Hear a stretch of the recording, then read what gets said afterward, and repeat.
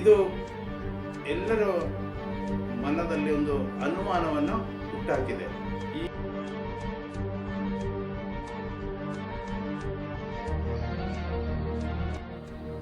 ವೀಕ್ಷಕರೇ ನಮಸ್ಕಾರ. ನಾನು Baburaj Palladan, advocate, Mysore. People's legal forum ಚಾನೆಲ್ಗೆ ಸ್ವಾಗತ.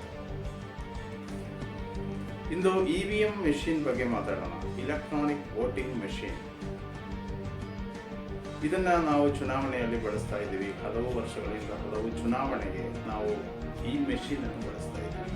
ಇದನ್ನು ಒತ್ತೋದು ಮತ್ತು ಅದರಲ್ಲಿ VVPAT ಮೆಷಿನ್ ಇರುತ್ತೆ, ಅದರಲ್ಲಿ ಸ್ಲಿಪ್ ಬರುತ್ತೆ, ಅದರಲ್ಲಿ ನಾವು ಏನು ವೋಟ್ ಹಾಕಿದ್ದೀವಿ ಅದರಲ್ಲಿ ಕಾಣಿಸುತ್ತೆ. ಸೊ ಇದು ಒಂದು ಮೆಥಡನ್ನು ನಾವು ಹಲವು ವರ್ಷಗಳಿಂದ ಫಾಲೋ ಮಾಡ್ತಾ ಇದ್ದೀವಿ. ಆದರೆ ಈ ಮೆಥಡನ್ನು ಹಲವು ಅಭಿವೃದ್ಧಿಶೀಲ ದೇಶಗಳು ಅಥವಾ ಅಭಿವೃದ್ಧಿ ಹೊಂದಿದ ದೇಶಗಳು ಫಾಲೋ ಮಾಡ್ತಾ ಇಲ್ಲ. ಈಗ ಅಮೇರಿಕಾ ಆಗಲಿ ಅಥವಾ ಜರ್ಮನಿ ಆಗಲಿ, ನೆದರ್ಲೆಂಡ್ಸ್ ಆಗಲಿ, ಚೈನಾ ಆಗಲಿ, ಜಪಾನ್ ಆಗಲಿ, ಅಷ್ಟು ಟೆಕ್ನಾಲಜಿಯಲ್ಲಿ ಮುಂದುವರೆದಂಥ ಚೈನಾ ದೇಶ ಅಥವಾ ಜಪಾನ್ ದೇಶ ಇದನ್ನು ಬಳಸ್ತಾ ಇಲ್ಲ. ಭಾಳ ಕಡಿಮೆ ಸಂಖ್ಯೆಯಲ್ಲಿ ಇರುವಂಥ ಕೆಲವು ದೇಶಗಳು ಮಾತ್ರ, ನಮ್ಮ ಭಾರತ ದೇಶ ಸೇರಿದಂತೆ ಬ್ರೆಜಿಲ್ ಮತ್ತು ಒಂದೆರಡು ದೇಶಗಳು ಮಾತ್ರ ಇದನ್ನು ಬಳಸ್ತಾ ಇದೆ. ಇದು ಎಲ್ಲರ ಮನದಲ್ಲಿ ಒಂದು ಅನುಮಾನವನ್ನು ಹುಟ್ಟಾಕಿದೆ. ಈ EVM ಮೆಷಿನ್ ಅಥವಾ VVPAT ಸೇರಿದಂತೆ ಇರುವಂಥ ಈ ಒಂದು ಚುನಾವಣಾ ವ್ಯವಸ್ಥೆ ಇದೆಯಲ್ಲ, ಇದನ್ನು ಎಲ್ಲರೂ ಅನುಮಾನಿಸ್ತಾ ಇದ್ದಾರೆ. ಕಾರಣ ಏನು ಅಂದರೆ, ಕಳೆದ ಚುನಾವಣೆಯಲ್ಲಿ 2019ರಲ್ಲಿ ನಡೆದಂಥ ಪಾರ್ಲಿಮೆಂಟ್ ಚುನಾವಣೆಯಲ್ಲಿ ಭಾಳ ದೊಡ್ಡ ಮಟ್ಟದಲ್ಲಿ ಇಲೆಕ್ಷನ್ ರಿಗ್ಗಿಂಗ್ ಆಗಿದೆ ಅನ್ನುವಂಥ ದೂರು ಬಂದಿತ್ತು. ಅಂದರೆ ಹಲವು ರಾಜಕೀಯ ನೇತಾರರ ಕಾರ್ನ ಡಿಕ್ಕಿಯಲ್ಲಿ EVM ಮೆಷಿನ್ಗಳನ್ನು ಕಂಡಿಡ್ತಿದ್ರು, ಕೆಲವರ ಮನೆಗಳಲ್ಲಿ ಕಂಡಿಡ್ತಿದ್ರು. ಒಂದಷ್ಟು VVPAT ಮೆಷಿನ್ಸ್, EVM ಮೆಷಿನ್ಸ್ ಇವೆಲ್ಲ ಅಲ್ಲಿ ಎಲ್ಲೆಲ್ಲ ಕಂಡಿಡ್ತಿದ್ದಾರೆ. ಸೊ ಇದು ಅನುಮಾನಕ್ಕೆ ಕಾರಣವಾಗಿದೆ. ಅದಲ್ಲದೆ ಕಾಂಗ್ರೆಸ್ಗೆ ಗೊತ್ತಿದ್ರೆ BJPಗೆ ಮತ ಹೋಗುವಂಥ ಒಂದು ಸ್ಥಿತಿ ಇತ್ತು. ಇದು ಭಾಳಷ್ಟು ದೂರುಗಳನ್ನು ದಾಖಲು ಮಾಡಿದ್ದಾರೆ, ಭಾಳಷ್ಟು ಪತ್ರಿಕೆಗಳಲ್ಲಿ ಇದು ದಾಖಲಾಗಿದೆ. ಆದರೆ ಚುನಾವಣಾ ಆಯೋಗ ಇದಕ್ಕೆ ಸಂಬಂಧಪಟ್ಟಂತೆ ಯಾವುದೇ ತನಿಖೆಗಳನ್ನು ನಡೆಸಿಲ್ಲ, ಅದು ಸರಿಪಡಿಸಲೂ ಇಲ್ಲ. ನಮ್ಮ ದೇಶದಲ್ಲಿ ಅನೇಕ ತಜ್ಞರು ಮತ್ತು ಅನೇಕ ಸಂಘಟನೆಗಳ ಮುಖಂಡರು, ವಿಪಕ್ಷ ನೇತಾರರು ಎಲ್ಲರೂ ಕೂಡ ದೂರು ನೀಡಿ ಇದನ್ನು ಸರಿಪಡಿಸಬೇಕು, ಈ ಹ್ಯಾಕಿಂಗ್ ನಡೀತಾ ಇದೆ, ಈ ಮೆಷಿನನ್ನು ದುರ್ಬಳಕೆ ಮಾಡಬಹುದು, ಒಂದು ಪಕ್ಷಕ್ಕೆ ಹೋಗ್ತಿದ್ರೆ ಅದು ಇನ್ನೊಂದು ಪಕ್ಷಕ್ಕೆ ಹೋಗುತ್ತೆ ಅನ್ನುವಂಥದ್ದನ್ನು ಹೇಳಿದರೂ ಕೂಡ ಚುನಾವಣಾ ಆಯೋಗ ಯಾವುದೇ ಕ್ರಮವನ್ನು ತಗೊಂಡಿಲ್ಲ. ಅಲ್ಲದೆ ಈಗ ಪಾರ್ಲಿಮೆಂಟ್ ಇಲೆಕ್ಷನಲ್ಲಿ ಇದೇ ಮೆಷಿನನ್ನು ಯಾವುದೇ ಚೇಂಜಸ್ ಇಲ್ಲದೆ ಅದನ್ನೇ ಬಳಸ್ತಾರೆ.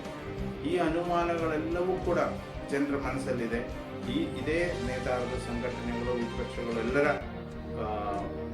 ಅನುಮಾನಗಳು ಹಾಗೇ ಇದ್ದರೂ ಕೂಡ ಚುನಾವಣಾ ಆಯೋಗ ಅದನ್ನೇ ಒಂದು ಚೂರು ಅದನ್ನು ಗಮನ ಕೊಡದೆ ಈ ಇಲೆಕ್ಷನ್ ಅದೇ ರೀತಿಯಲ್ಲಿ ಮುಂದುವರಿಸ್ತಾ ಇರೋದು ಬಹಳ ದುರದೃಷ್ಟ.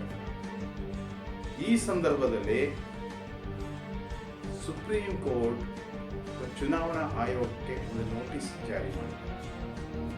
ದೆಹಲಿಯ ಅರುಣ್ ಕುಮಾರ್ ಅಗರ್ವಾಲ್ ಸಲ್ಲಿಸಿದ ಒಂದು ಅರ್ಜಿಯಲ್ಲಿ ಈ ನೋಟಿಸನ್ನು ಜಾರಿ ಮಾಡಿದೆ. ಏನವರ ಅರ್ಜಿ ಅಂತಂದ್ರೆ, EVM ಮೆಷಿನ್ ಜೊತೆಗೆ VVPAT ಮೆಷಿನ್ ಇರುತ್ತೆ. ಆ VVPAT ಮೆಷಿನಲ್ಲಿ ನಾವು ವೋಟ್ ಮಾಡಿದ ಕೂಡಲೇ ನಮ್ಮ ಅಭ್ಯರ್ಥಿಯ ಹೆಸರು ಮತ್ತು ಚಿಹ್ನೆ ಎರಡೂ ಕೂಡ ಅಲ್ಲಿ ಕಾಣಿಸುತ್ತೆ. ಅದೊಂದು ಸಣ್ಣ ಸ್ಲಿಪ್ ಆ ಮೆಷಿನಲ್ಲಿ ಹೊರಬರುತ್ತೆ, ಬಂದು ಅದು ನಮಗೆ ಕಾಣಿಸುತ್ತೆ. ಅದರಲ್ಲಿರುವಂಥ ಗ್ಲಾಸ್ ಒಳಗೆ ನಮಗೆ ಅದು ಕಾಣಿಸುತ್ತೆ. ನಂತರ ಅದು ಅದೇ ಬಾಕ್ಸಿಗೆ ಬಿದ್ದೋಗುತ್ತೆ. 7 ಸೆಕೆಂಡ್ ಮಾತ್ರ ಇರುತ್ತೆ.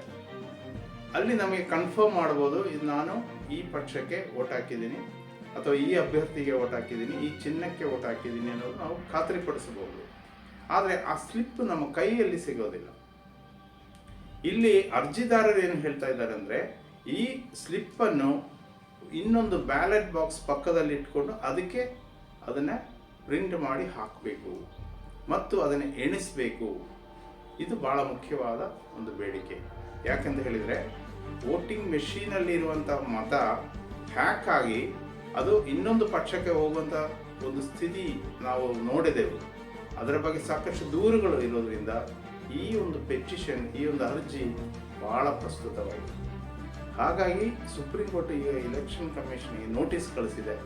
ಇದರಲ್ಲಿ ಬೇಡಿಕೆ ಏನು ಅಂತಂದರೆ, ವೋಟಿಂಗ್ ಮೆಷಿನಲ್ಲಿ ಎಷ್ಟು ಮತಗಳು ಬಿದ್ದಿದೆವೋ ಅಷ್ಟು ಮತಗಳು ಮತ್ತು VVPATನಲ್ಲಿ ಪ್ರಿಂಟ್ ಆಗಿರುವಂಥ ಸ್ಲಿಪ್ಪುಗಳು, ಇದು ಎರಡೂ ಕೂಡ ಹೋಲಿಸಿ ಎರಡನ್ನು ಎಣಿಸಬೇಕು ಎನ್ನುವುದು ಒಂದು ಬೇಡಿಕೆ.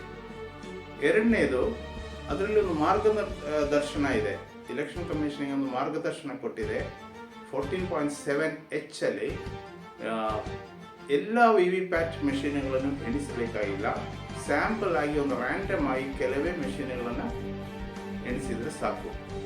ಅದರ ಪ್ರಕಾರ ಇಡೀ ದೇಶದಲ್ಲಿ ಕೇವಲ 20,000 VVPAT ಮೆಷಿನ್ಗಳನ್ನು ಮಾತ್ರ ಎಣಿಸಲಾಗ್ತದೆ. ಆದರೆ ನೆನಪಿಟ್ಕೊಳ್ಳಿ, 24 ಲಕ್ಷ VVPAT ಮೆಷಿನ್ಗಳನ್ನು ನಮ್ಮ ದೇಶದಲ್ಲಿ ಇಲೆಕ್ಷನ್ನಲ್ಲಿ ಬಳಸ್ತಾರೆ. 24 ಲಕ್ಷ ಮೆಷಿನ್ಗಳಿಗೂ ಮತ್ತು 20,000 ಮೆಷಿನ್ಗಳಿಗೂ ಹೋಲಿಕೆ ಹೇಗೆ ಸಾಧ್ಯ? ಆ ಸ್ಯಾಂಪಲ್ ತುಂಬ ಅವೈಜ್ಞಾನಿಕವಾದದ್ದು. ಅದರಿಂದ ಎಲ್ಲ VVPAT ಮೆಷಿನ್ಗಳನ್ನು ಕೂಡ, ಅದರಲ್ಲಿ ಬರುವಂಥ ಎಲ್ಲ ಸ್ಲಿಪ್ಪುಗಳನ್ನು ಕೂಡ ಎಣಿಸಬೇಕು ಅನ್ನೋದು ಒಂದು ಬೇಡಿಕೆ.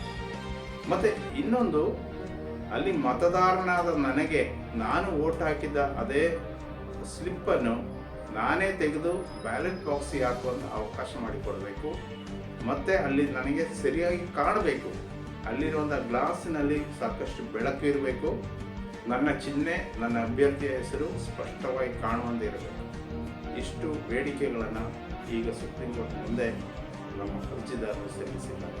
ಇದು ಪ್ರಜಾಪ್ರಭುತ್ವವಾದಿಗಳಿಗೆ ಈ ಒಂದು ಅರ್ಜಿ ಭಾಳ ಒಂದು ರೇ ಆಫ್ ಹೋಪ್ ಅಂತ ಹೇಳ್ತಾರಲ್ಲ, ಅದಾಗಿದೆ. ಒಂದು ಬೆಳಕಿನ ಕಿರಣ ಅಂತ ಹೇಳ್ಬೋದು, ಆಶಾ ಕಿರಣವಾಗಿ ಕಾಣಿಸ್ತಾ ಇದೆ. ಇದು ಪ್ರಜಾಪ್ರಭುತ್ವದಲ್ಲಿ ಟ್ರಾನ್ಸ್ಪರೆನ್ಸಿ ಅಥವಾ ಪಾರದರ್ಶಕತೆ ಮತ್ತು ನಂಬಿಕೆ, ಚುನಾವಣಾ ಪ್ರಕ್ರಿಯೆಯಲ್ಲಿ ನಂಬಿಕೆ, ಇದು ಉಳಿಸ್ಕೊಳ್ಳೋಕೆ ಇದು ಭಾಳ ಮುಖ್ಯವಾದದ್ದು. ಆದರೆ ಈಗ ನೋಟಿಸ್ ಜಾರಿಯಾಗಿದೆ. ಮುಂದೆ ಸುಪ್ರೀಂ ಕೋರ್ಟ್ನಿಂದ ಯಾವ ರೀತಿಯ ಆದೇಶ ಹೊರಬೀಳುತ್ತೋ ಎನ್ನುವುದ್ರ ಬಗ್ಗೆ ಗೊತ್ತಿಲ್ಲ. ಈ ಇಲೆಕ್ಷನನ್ನು ನಿಲ್ಲಿಸ್ತಾರೋ ಅಥವಾ VVPAT ಸ್ಲಿಪ್ಪುಗಳನ್ನು ಎಣಿಕೆ ಮಾಡಿ, ಎಲ್ಲ VVPAT ಸ್ಲಿಪ್ಪುಗಳನ್ನು ಕೂಡ ಎಣಿಕೆ ಮಾಡಿ ಎನ್ನುವಂಥ ಆದೇಶ ಹೊರಬೀಳುತ್ತೋ ಎನ್ನುವುದ್ರ ಬಗ್ಗೆ ನಮಗೆ ಖಾತರಿ ಇಲ್ಲ. ಕಾದು ನೋಡಬೇಕು ಸ್ನೇಹಿತರೆ. ನಮಸ್ಕಾರ. ಪೀಪಲ್ಸ್ ಲೀಗಲ್ ಫೋರಮ್ ಚಾನೆಲ್ಗೆ ಸಬ್ಸ್ಕ್ರೈಬ್ ಮಾಡಿ, ಲೈಕ್ ಮಾಡಿ, ಹಾಗೆ ವಿಡಿಯೋವನ್ನು ಶೇರ್ ಮಾಡಿ.